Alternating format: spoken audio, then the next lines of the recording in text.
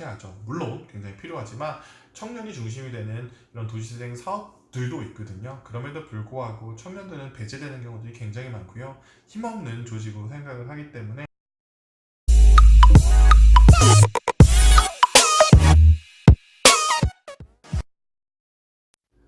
안녕하십니까. 도시생 읽어주는 오빠, 도시생계의 아이돌 최강원입니다. 뿅! 네, 도시생 읽어주는 오빠 오늘 152회로 여러분들과 함께 하고 있습니다. 오늘 여러분들께 읽어드릴 소식은요, 총 6가지 소식을 가지고 왔습니다. 첫 번째 소식은요, 대전시 소식입니다. 대전 내 성매매 문제 해결을 위해 모인 여성주의 모임 수요일이라는 모임에서 여성 인권 티움과 함께 성매매 여성과 도시생을 주제로 토론회를 개최한다고 합니다. 토론회 주제는 소문으로 들었다라고 하네요.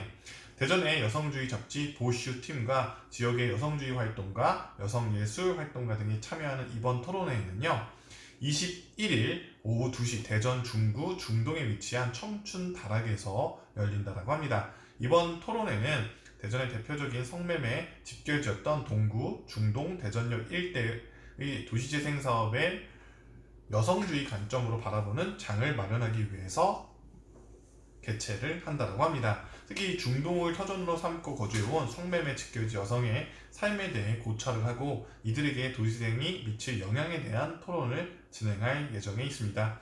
그러니까 기존의 이런 토론은 굉장히 저는 주목하는 이유 중에 하나는 기존에는 그곳에 들어오는 사람들의 이야기를 듣는 그 다음에 그존에 있던 분들, 그러니까 어떻게 보면 그동안의 삶들을 바꾸거나 아니면은 포기해야 되는 분들에 대한 이야기들은 들어볼 기회가 많지 않았죠.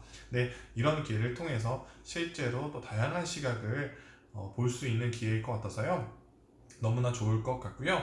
이번 행사는 무료로 진행이 된다고 합니다. 또 보슈라는 팀은 제가 예전에 광주에서 청년 문화활동 관련해서 만난 적이 있고 잡지도 직접 산 적이 있어서 더 이제 마음이 가는 부분이 있네요. 그래서 어쨌든 내일 진행이 된다고 하니까요. SNS에 게시된 사이트를 통해서 이제 신청하면 된다고 합니다. 보슈라고 BOSHU로 검색하시면 될 것 같습니다. 보슈, 그러니까 충청도의 어떤 방언, 지방어 이렇게 해서 보슈, 보라는 뜻이겠죠. 이렇게 해서 이런 잡지를 통해서 이번에 지역에 대한 문제를 한번 살펴보는 기회가 될 것 같아서 아주 좋다고 생각하네요.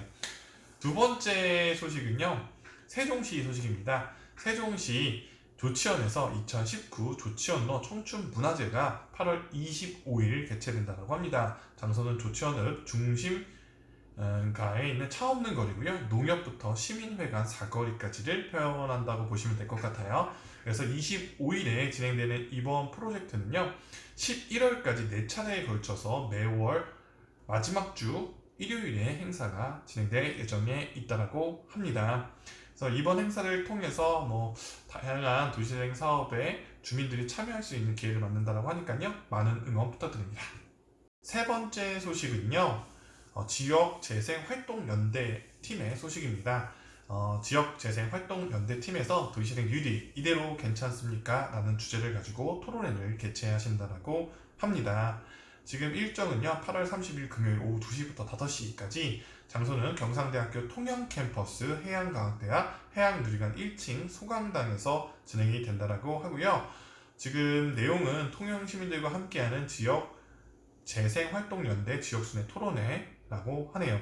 사회는 김현정 뜻있는 주식회사 대표님께서 봐주신다고 하고요.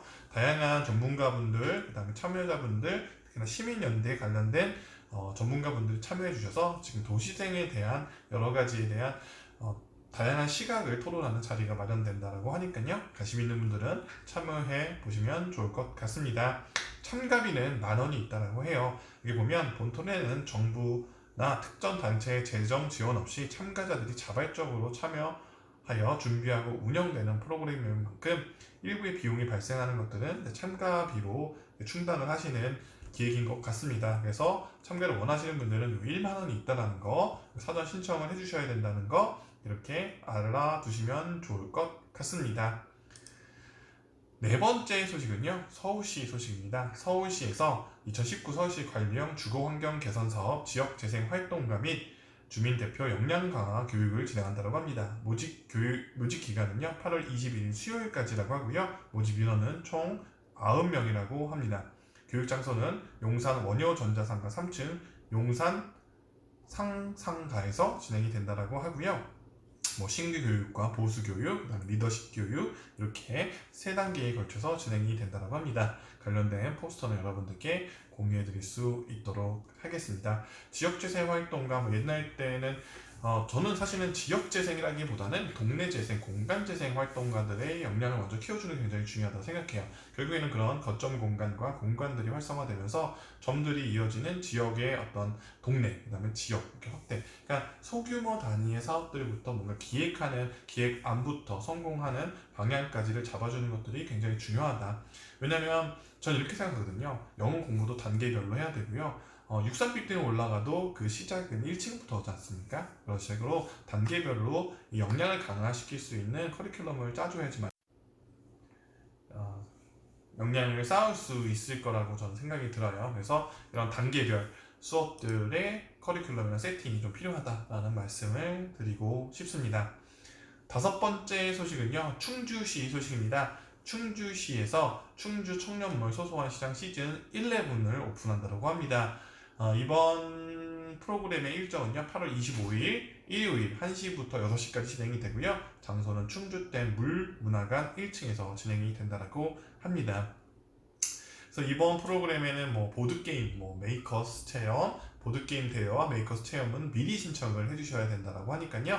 여러분들 이 부분 참고해 주시면 좋을 것 같습니다. 그래서 이 부분 보니까 다양한 프로그램이 있네요. 시원한 애니메이션 상영, 청년 상인과 함께하는 프리마켓 2019, 충주 메이커스 페어 2019, 아발론 챔피언십 예선전, 초등부전이 진행이 된다고 하네요.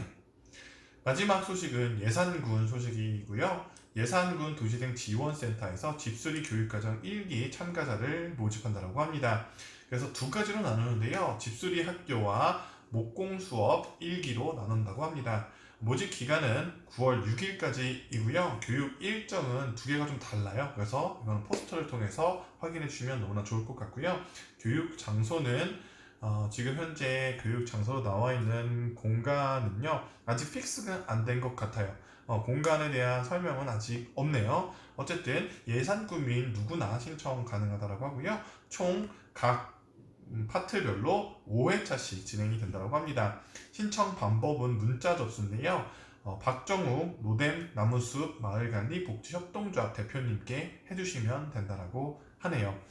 집수리 교육과정 같은 경우는 그러니까 소소한 집에, 그러니까 저는 몰랐는데 이런 전구 하나 가는 것도 누군가에게 굉장히 힘든 일일 수 있다라고 하더라고요. 그래서 그런 소소한 부분부터 조금은 기술이 필요한 것까지 안내해주고 기술을 전수해주는 이런 것들은 굉장히 좋은 것 같습니다. 결국 이런 분들이 지역의 어떤 리더로 성장해서 지역의 마을 수리라던가 관리하는 주체가 될 수도 있는 거니까요. 이번 프로그램에 많은 관심 가주시기 바랍니다.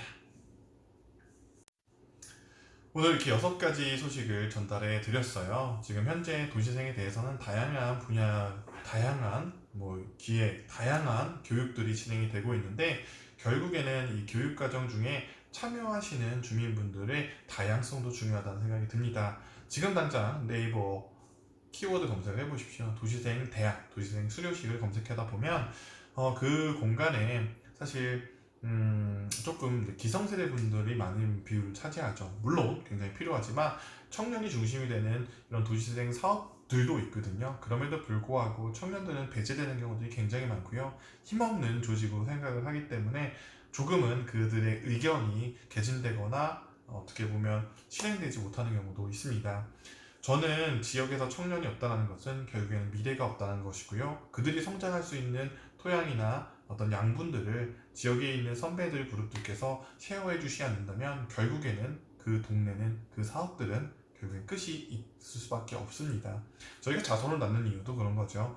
나의 다음 세대를 위해서, 다음 제너레이션을 위해서 하는 것처럼 여러분들이 가지고 계신, 지역의 리더분들이 가지고 계신 여러 가지 것들을 쉐어하고 나눠주고 밑으로 내려줌으로써 지역은 더 발전하는 겁니다.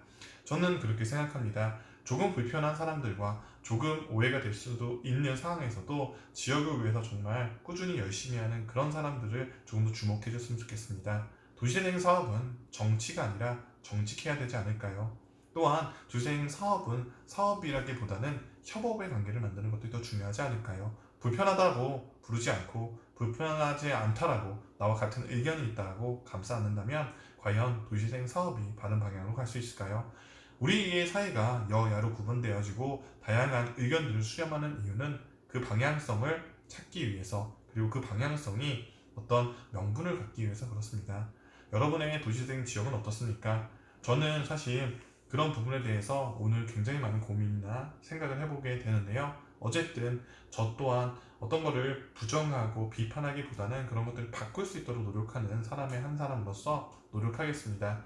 여러분들도 각 지역에서 많은 어려움이 있으시겠지만 포기하지 말고 함께 힘을 내서 열심히 이 사업이 바른 방향으로 갈 수 있는 곳으로 할 수 있도록 노력해 주시면 감사하겠습니다. 오늘 지역에서 정말로 어떤 굉장히 힘든 여건에서도 열심히 활동하시는 우리 활동가님들, 청년분들, 주민분들 응원하고요. 꼭꼭 우리 버티고 그 주인공의 자리에 함께 해주시면 좋겠습니다. 자, 그럼 도시생 읽어준 오빠 오늘 여기까지 하도록 할게요. 내일 또 만나 뵙도록 할게요. 안녕.